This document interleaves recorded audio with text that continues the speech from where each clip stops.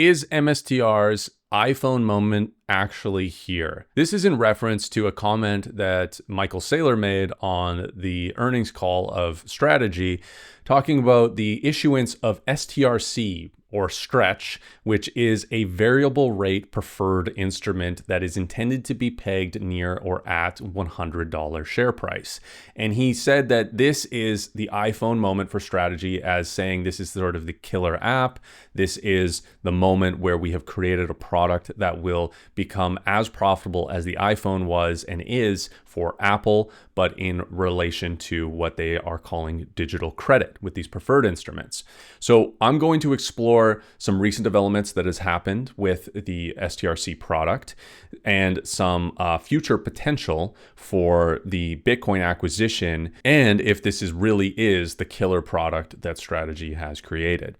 My name is Forrest Total. I'm a Bitcoin educator, and I actually do one-on-one coaching sessions if you need some extra help securing your Bitcoin, best practices, answering any questions Bitcoin related you might have. You can book me for a session through my link in the description, pathtobitcoin.xyz. So the way STRC works is it's a preferred instrument that is backed by Bitcoin on the balance sheet of Strategy, and it lies somewhere within the capital structure if there was some sort of liquidation event where Strategy went bankrupt and had to pay out its shareholders. STRC is relatively high in the capital structure, which provides it a lot of coverage in its security of its holders getting paid out in worst case situation. This instrument is directed at a specific type of investor. It is basically built to target high yield savings account holders and treasury bond holders and money market fund investors. So people that are looking to park short-term capital and want to be rewarded for it, want to have some sort of dollar yield from doing so. The reason for this is because it's a variable rate instrument. So somebody can buy this at a certain price and earn a certain yield today, but MSTR can adjust that yield. And they have adjusted the yield upwards. When they initially IPO'd and released this to the market, it's listed on NASDAQ, they issued it at $80 with a 9% dividend yield on the $100 liquidation preference price. So essentially, investors looked at that and said, how likely do we think this is going to trend towards the $100 mark? Do we want the 9% yield on the $100 share price? And the effective yield was actually higher considering the share price was lower. And do we feel like this is a good investment to hold for any period of time in any part of our portfolios? So individuals could buy this, institutions could buy this, anyone could really access and buy this. Now, since release, essentially there has been this magnet towards the $100 share price, and it is market driven. Now, every single time there's been a dividend, which happened monthly, MSTR has raised the dividend amount. I believe they've done it 0.25% each time. Now they are paying an 11% yield annually on this instrument. And the reason they raised it is because the market was not driving this to the $100 share price that they aimed at. If you look at its historical chart, it would sort of trend towards 100, but not quite hit it. There would be a dividend, which would take investors out of their position because there were people buying it just for the dividend, and they would sell it after the dividend was given to them. So you can actually kind of trace this and look at the chart and see it going up and then goes down when the dividend gets paid. It starts to trend up again. Dividend gets paid, it goes down. So this has been the historical trend of it. And when it reaches $100, something very interesting happens. Strategy has the ability to issue new shares. So what they do is there's buying pressure. The market's buying pressure brings it to $100. And as it goes above $100, the seller is MSTR. And they are selling new shares into the market, and they are selling them at a rate that keeps the share price at $100. So it has fluctuated beyond $100 in pennies, but that entire time, the selling pressure that is keeping it from going higher, much higher than 100, is MSTR themselves. When they sell new shares, They are taking the capital that people are providing them to own those shares, and they are buying Bitcoin with it. So that's why this was deemed as the iPhone moment, is because there's lots of demand potentially for this, and the fact that they are able to buy Bitcoin with the proceeds that they generate by selling the new shares when STRC reaches the $100 share price. Let's take a look at this chart here. And in November was the first time that STRC hit the $100 share price. And when this happened, around 30+% of the volume was MSTR selling new shares. So they were able to capture the dollar amount of 30% of the trading that happened above $100 at this time. Now, the dividend gets paid right here, and we can see the share price fell all the way from 100 to 90, right? So this is not showing that this is a trustworthy instrument, because the buyers of this, right, the people who buy treasury bills and money market funds and high yield and have funds in high yield savings account, the reason they have those in there is because the principal is protected in a nominal way. So you put $100 in, you get 4%, and at the end of the month, you can take $100 out while earning the 4% per year the whole time. So that's what STRC is trying to be, but that's a huge price fluctuation. So if somebody bought this thinking that was 100% going to be the case, they get the dividend and then their principal drops by 10%, and they sell out of panic, or they sell because they have to, because this is short-term capital, then it didn't fulfill its need of being a price stable product while providing a yield. Now, what's interesting about this is you can see that was the largest price fluctuation after a dividend payment, and it was largely due to the price decrease of Bitcoin having fallen from an all-time high. So this is in part here actually caused by Bitcoin going up and the creditworthiness of strategy seeming to go up because of that.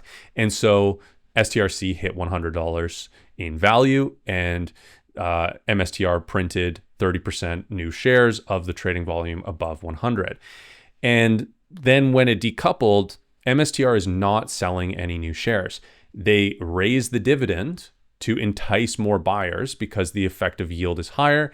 The market drives the price back up. And you can see it did not hit in December here, it did not hit $100. So no new shares of STRC was released, and the dividend lowers the price again, but this time it lowered it to $97 instead of $90. So you can see the dividend amount, or the people that are exiting and sort of coupon clipping the dividend amount is less and less over time, except that this is sort of an anomaly here. But you can see sort of each dividend creates some sort of price decline, and this one was rather large. And now the question here is what happens now? Because what we see here is since January 6th, so we've had this going on for a week now, we've had MSTR trading at $100, and it hasn't decoupled from the $100 mark. So all of this is at $100. And so we actually have data of how much MSTR was able to issue new shares of STRC and how much Bitcoin they were able to buy with that. And I'll get to that. But you can see here, volume is increasing, and the volume is pushing the price above $100. We're now trading at 101.07 cents, and it went all the way up to 123 cents. MSTR now has a functioning product here. The question remains, how far will it drop after this dividend on the 15th? And will the share price decouple from the $100? Or is there enough demand for the product as it is to continue remaining at the $100? And will it fully function as that principal protected instrument that people are wanting this product for? Now, Jeff has done a little bit of deep dive here. We're going to just take his information as what it is. I haven't looked too in depth with it, but if it's accurate, it paints a picture of what's ahead. So this is week 2 of Strategy Watch. 43% of the trading volume of STRC above the $100 bought Bitcoin. That was issued new shares by MSTR, 43%. So the percentage of the trading volume has gone up, which is actually showing the velocity of the demand for the product, right? If there's more and more demand, STRC can release more of it. So there's trading volume on both sides. There's selling and buying and selling trading volume. So there's a more amount of buying trading volume above the $100 amount, which strategy can sell into. What we can see here as well is on Monday, which was yesterday as of recording, there was $175 million worth of volume above $100. That's really important. It has to be above $100. So that's larger than any day last week. And if 43% of that volume was new issuance of STRC, that equates to $75 million worth of funds raised by MSTR. And if they bought Bitcoin with that right away at the current prices when that happened, that would be 820 Bitcoin in one day. Should be a reminder to everybody that there are only 450 new Bitcoin being released by mining every single day. There's 3.125 Bitcoin per block, which equates to 450 per day. MSTR with this equation is essentially buying twice as much as the natural new issuance of Bitcoin. Now, 820 Bitcoin in the grand scheme of things is not super crazy. It's not astronomical. And actually, now what we can actually see here is last week, MSTR bought 13,627 Bitcoin. So 820 Bitcoin compared to that is, pretty small percentage. So what's interesting here is we have the data of basically a full week of STRC trading above 100 and how much they were able to issue and how much they actually bought. So last week, Strategy sold 1.2 million new shares and raised $119 million, which they bought Bitcoin with. And then they also issued a huge amount of their common MSTR stock, and that was the lion's share of the $1.247 billion worth of Bitcoin that they acquired. $1.247 billion worth of Bitcoin this one company bought last week. And as we can see here, they raised $119 million worth of money from STRC, and that was from 43% of the trading volume of STRC trading above 100 in that week. And it's possible that in one day, they raised $75 million.